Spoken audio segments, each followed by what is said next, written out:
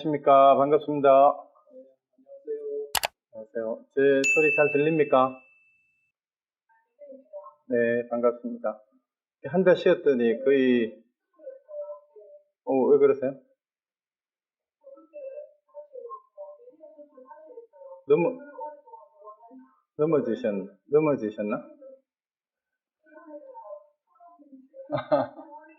아, 그러셨군요. 아이고, 더운데 고생하셨네.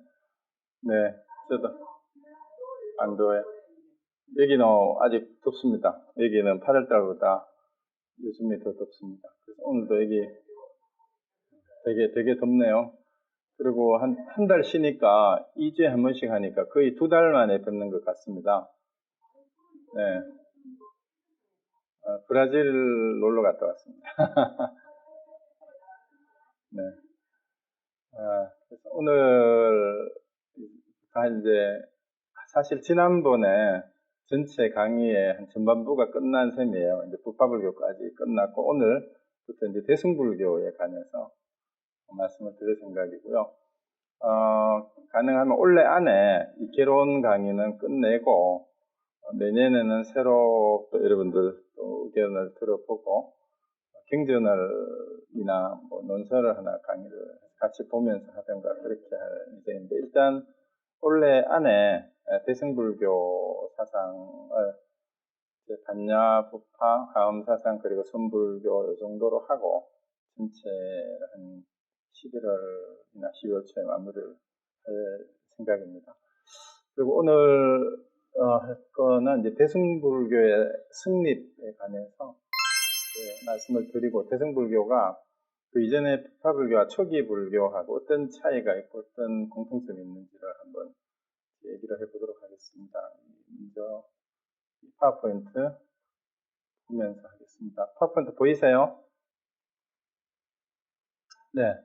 오늘 이제 대승불교의 성립인데요. 흔히 이제 대승불교가 생겨나게 된 원인과 배경이 뭔가에 대해서 최근에는 여러 가지 주장들이 많이 나와요. 옛날에 초기에는 한때 그 일본 학자들의 영향 때문에 불탑신앙설이 거의 지배적이었는데, 최근에는 여러 가지 다양한 배경이 같이 작용을 했다라는 설이 있습니다. 그리고 왜 그때 대승불교를 주창했는 사람들이 자기들은 대승이라고 하면서 이제 당시에 북파불교, 특히 상자부 불교를 소승이라고 폄하를 했는지, 그 이유가 뭔지를 알면 대승의 출발점과 대승이 지향하는 바를 분명히 알 수 있을 것 같아요. 그래서 이제 그 대승불교의 특징하고 또 그 가운데 대승불교라고 했을 때 한마디로 여러 가지 특징이 있는데 가장 핵심이 되는 게 어떤 건가도 한번 생각을 해보면서 초기 불교, 북파불교하고 차이점을 이렇게 생각을 하면서 보면은 될 것 같고요. 그 다음에 이 상자부 불교나 일부 학자들은 대승 비불설을 주장을 해요. 그러니까 이제 대승불교의 경전은 부처님 직접 설하신 게 아니다라는 게, 대승은 부처님이 설하신 게 아니다라는 게 대승 비불설이죠. 그렇다면 대승불교 경전, 특히 우리나라는 이 대승불교권에 속하기 때문에 주된 경전 대부분이 우리나라 종파들이 세대종단의 조계종뿐만이 아니라 대부분의 종파가 대승 종파이기 때문에 의지하는 소위 경전이 다 대승경전인데, 이게 다 위경이면 가짜라는 얘기인데 이걸 어떻게 이해를 해야 되는가, 이 부분도 한번 생각해 봐야 되고요. 그러면 그걸 이해하는 과정에 대승불교의 특징도 같이 담겨 있을 수 있다라는 생각이 들고, 그 다음에 이제 소승불교를 비판하면서 출발해서 기원전 뭐 1세기 전후라고 한 2세기부터 시작했다는 설도 있고요. 그 이후로 기원 후 뭐 4, 5세기, 6세기까지도 쭉 그 운동이 이어지다가 이제 중국, 티벳, 한국하고 베트남, 일본까지 이렇게 이어졌는데, 그러한 대승불교가 분명히 소승을 그때 당시에 북파불교를 비판하면서 이제 새로운 종교 운동을 주창하면서 시작했던 대승불교가 이미 2000년이 넘었어요. 그래서 현재 오늘날의 시점에서 우리 한국을 또 기준으로 봤을 때, 또 주변의 대승불교권에 티베트, 중국, 베트남 이런 데도 마찬가지죠. 대승불교가 지금 어떤 방향으로 가고 있는지, 또 공과가 뭔지 이런 것들도 한번 이제 개괄적으로 한번 검토해 본 다음에 대승불교의 그 사상 가운데 핵심 초기 사상 가운데 핵심이 됐던 반야 사상하고 유식 사상 그리고 법화 하음 사상을 좀 검토를 하고 이제 그 대승불교 후기라고 할 수 있죠. 선불교는 또 어떤 입장인가를 한번 쭉 검토해보고 한국불교 현장은 좀 어디까지 와 있는가, 어떤 상황인가, 그리고 우리 개개인에게 21세기를 살아가는 우리에게 과연 이 불교가 어떤 의미가 있을까로 이렇게 전체 강의를 또 마무리하면 어떨까 하고 생각하고 계속 이제 시작을 해왔습니다. 자, 그러면 먼저 이제 대승불교의 성립은 뭐 여기 제가 적어놓은 거는 여러분들이 일반적으로 다 아시는 내용이에요. 기원전 1세기 전후에 이제 당시의 부파불교, 특히 상자부 불교 가운데서도 위세를 떨쳤던 설일체의 문화, 또 거기에서 갈라져 나온 경량부나 독자부에 대한 비판이 주로 이제 대승불교 운동하는 사람들한테서 이루어졌었죠. 그게 이제 우리가 아는 게 이제 흔히 교과서에 나오는 게 출가자 중심 해탈 추구와 아비달마 교화학이죠. 너무 전문적이고 홍보학적인 그런 이론에 치중을 해서 중생제도라는 초기 불교의 사명을 망각했다. 그리고 자신들의 해탈만 추구하고 중생구제는 관심이 없었다. 뭐 이런 비판을 흔히 이제 하잖아요.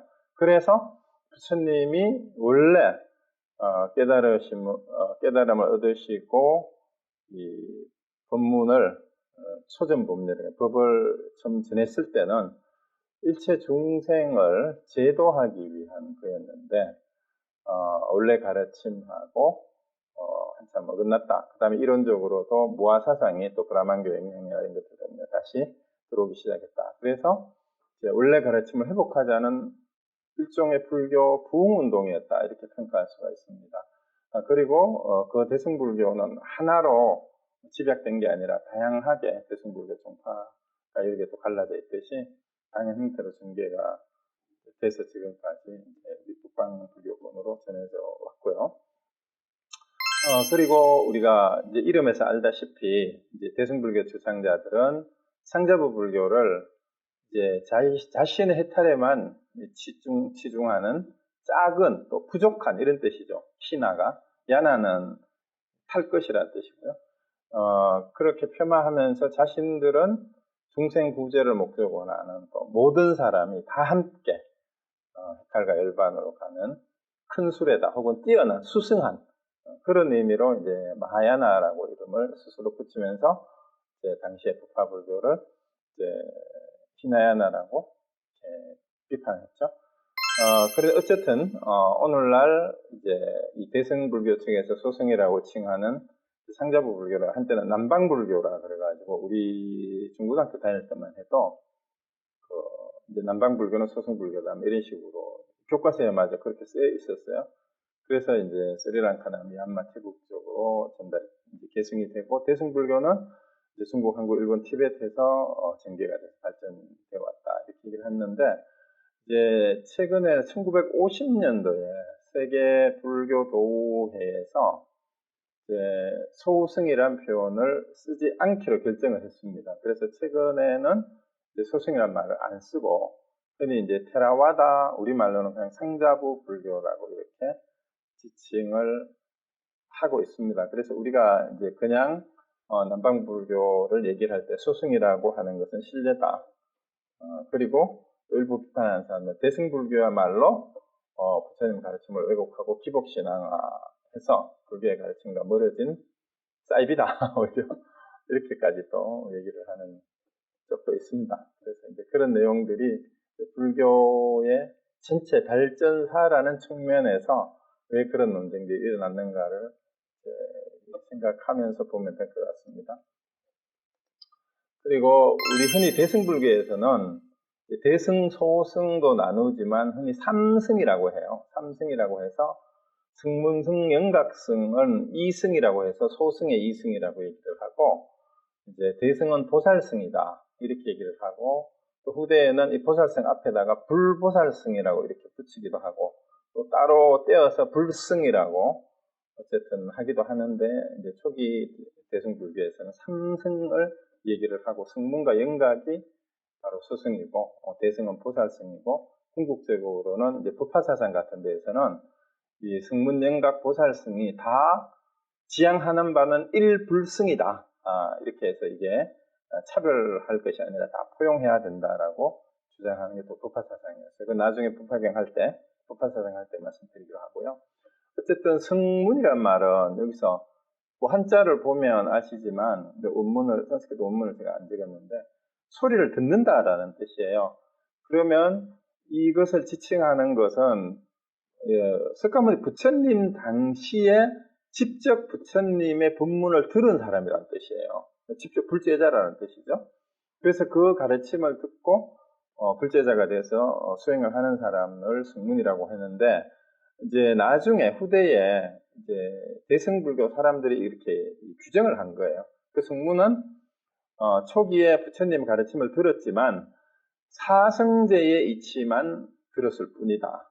그리고 목표가 아라한이 되는 것을 목표로 했던 사람들을 승문이라고 하고, 그 다음에 영각은 독각이라고 해요. 그러니까 홀로 깨달았다라는 뜻도 있고요. 영각은 연기법을 깨달았다라는 뜻이에요. 그래서 12연기를 관찰해서 스스로 12연기의 이치를 깨달은 그런 수행자들을 영각 혹은 독각이라고 얘기를 하죠. 그래서 이제 이론적으로 대승 쪽에서는 사성제보다도 좀 더 연기법이 한 단계 그 이치를 수승하게 하는 걸로 이렇게 했고, 그다음에 보살은 이제 승문이 사성제, 영각이 12연기라면은 보살은 바로 육바라밀을 실천하는 수행자예요.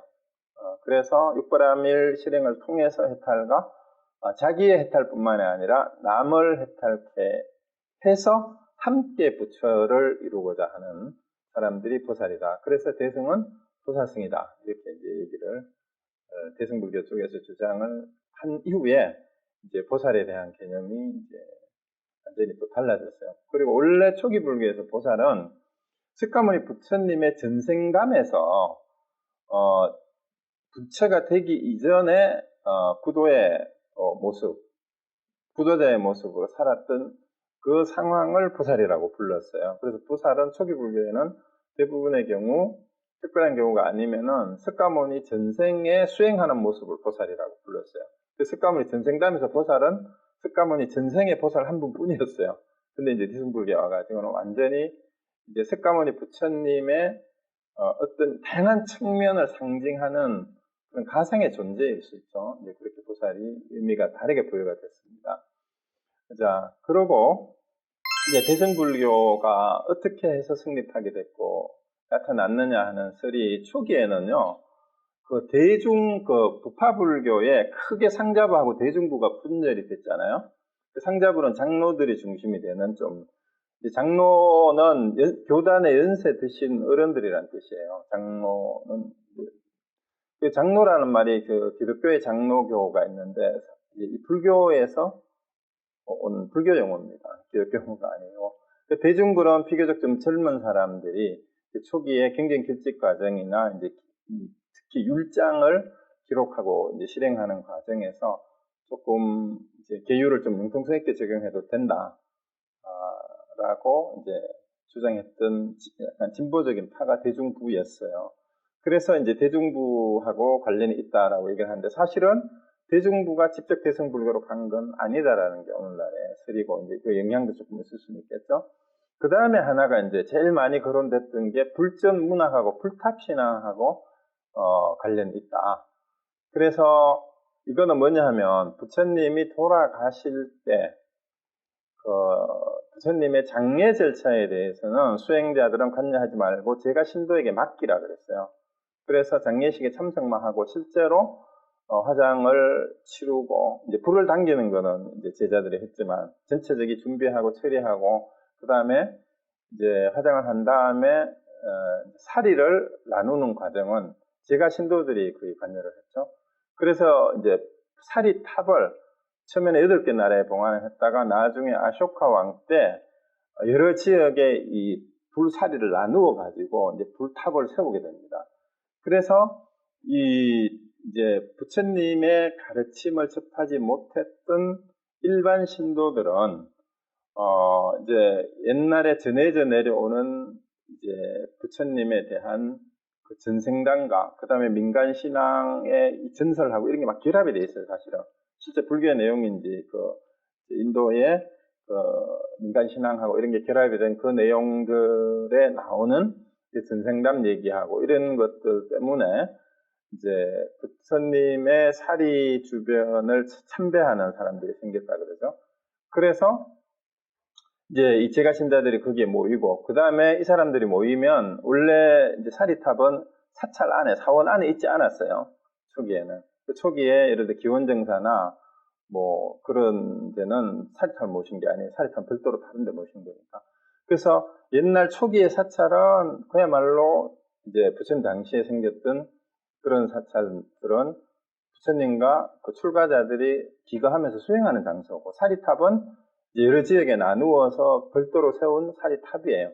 그런데 이제 일반 신도들은 이 사리탑을 찾아서 참배하고 돌면 탑돌이를 하고 이런 것들이 있다 그러죠. 그러다가 보니까 거기를 관리하는 사람들이 이제 비승비속이 돼서 관리를 하면서 사람들이 오면 부처님의 전설, 본생담 얘기를 해주면서 이제 그 신도들에게 얘기를 해주다가 보니까 이 사람들이 이제 모여가지고 이제 불탑 신앙하고 관련돼서 이들이 부처님을 그리워하면서 이제 부처님의 가르침을 자기들도 받기를 원하니까 젊은 대중부의 일부 스님들이 이들도 함께 부처님의 가르침을 전해야 된다 해가지고 참불승들하고 같이 결합이 돼가지고 대승불교가 나왔다라는 게 이제 일본 학자들의 주장이에요. 특히 일본 학자 중에 히라카와 아키라라는 사람이 이걸 주장했는데 최근에는 이 설이 많이 부정이 되고 있어요. 이거는 일부일 뿐이다. 오히려 대승불교가 함께하게 된 배경은 그때 당시에 시대적 배경이 다양하게 작용을 했다. 그 중에 하나가 이제 그 브라만교 쪽의 움직임하고 관계가 있어요. 브라만교가 이제 그때 당시에 문자화에서 성문화, 그러니까 기록을 하기 시작했다라는 거죠. 그전에는 이제 인도의 전통이 구전을 통해서 전해져 내려왔기 때문에 이 암송을 전문적으로 하는 집단이 따로 있었대요. 그래서 이제 수행자들 중에 외우는 것만, 이제 브라만교도 그랬고 불교도 그렇고 자이나교도 마찬가지예요. 그래서 일반 제가자들은 일을 해야 되기 때문에 그걸 외우고 있을 수가 없어요. 그래서 이 구전을 해서 전해져 내려왔을 때는 전문적으로 그걸 자주 접하고 암기력이 뛰어나고 암기를 수행으로 삼는 사람들에게만 전해지는데 기록이 되기 시작하면서 문자를 해석하는 사람에게는 이것이 지식이 모든 사람에게 개방이 되기 시작을 하죠. 그래서 지식의 보편적 개방성과 함께 출가자의 권위가 약화되기 시작했다라는 거하고, 그 다음에 이제 힌두교와 다른 종교에서 또 브라만교는 나중에 힌두교로 명칭이 바뀌는 과정에서 이 여러 다른 종교의 가르침을 다 받아들여버려요. 수용해버리고, 불교도 그냥 자기들의 한 분파인 것처럼 해가지고 불상도 갖다 같이 모셔버리고 이렇게 합니다. 이러면서 이제 일반 신도들한테는 이게 힌두교의 신들하고 이 불상하고 헷갈려요. 이게 뭐 어디까지가 불교인지 어디까지가 힌두교인지 또 모를 정도로. 그래서 여기에 뭔가 정리를 해야 되겠다라는 이런 영향들이 있다고 그러고요. 그 다음에 이제 요거는 나왔죠. 출가자 중심의 이제 현학적인 그런 건산 아비달마 교약에 대한 반발. 그 다음에 이제 6번째 국이 나오는 게 불교 영역의 확장하고 관계가 있다라는 게 최근에 많은 학자들이 주장을 해요. 왜냐하면 대승불교가 일관된 흐름으로 쭉 나온 게 아니라 여러 지역에서 이제 지형상, 또 그때 당시에 교통통신이 발달하지 않았기 때문에 그 지역적으로 다양한 형태의 다른 불교가 동시다발적으로 생겨났다라는 그런 설이에요. 그래서 이제 그 인더스강 서쪽, 서북 인도에는 이제 본생담이 이제 많이 유행을 했던 이유는 이 아쇼카 왕이 그쪽으로 진출하기 전까지는 이쪽 지역에는 처음 8개의 나라가 사리탑을 세울 때, 사리를 나누어 가질 때 이쪽 지역에는 사리가 나누어지지 못했어요. 그러고 이제 알렉산더 대왕이 와가지고 그 그리스 사람들이 와가지고 그 지역에 머물렀었잖아요. 그래서 그쪽 지역에는 사리탑이 없었는데 사리탑이 없으니까 이 지역으로 불교를 포교했던 사람들이 본생담을 적극적으로 활용을 해가지고 부처님을 이제 신도들을 끌어들이는데 활용을 했다. 이제 이런 주장이에요. 그리고 간다라 지역에 바로 그 그리스 영향을 받은 거예요. 그리스 영향을 받아서 그리스 조각의 영향을 받았다는 얘기는 우리 교과서에도 나왔잖아요. 여기에서 이제 동부나 이 남부 지역에서 그때 초기에는 부처님의 불상을 제작하는 것은 불경에 해당이 됐어요. 그러니까 직접 그림을 그리거나 불상을 제작하는 것은 초기에는 금지가 됐기 때문에 바퀴나 발자국이나 뭐 이런 것만 상징으로 이제 금융 같은 것만 사용했다 그러죠. 그랬는데 이제 그리스 사람들의 영향 때문에 그 사람들은 종교적으로 인도의 종교 전통하고 다르기 때문에 신상을 조각하고 이런 것에 대한 거부감이 없었다 그러죠. 그래서 자연스럽게 그런 전통이 불상을 제작하는 데 영향을 미쳤고 그 불상을 통해서 이 사리탑이 없어요. 그쪽 지역에는. 이 불상을 통해서 부처님이 여기에 계신다라는 종교적인 의미 부여를 하면서 이제 불교를 확장시켜 나갔다라는 게 이제 이쪽 지역에서는 그런 게 있었고, 그 다음에 남인도에서는 정반대죠. 간다라 지역하고 반대로 초기 불교에서 부처님은 상이 아니다. 이게 금강경에까지 연결이 되는 거잖아요. 이게 바로 공사상과 반야사상이 이쪽에서 나와요. 그래서 행상적인 가치를 부정하는 반야사상은 이 남인도에서 나옵니다. 그러니까 이런 것들이 다 결합이 돼 있고,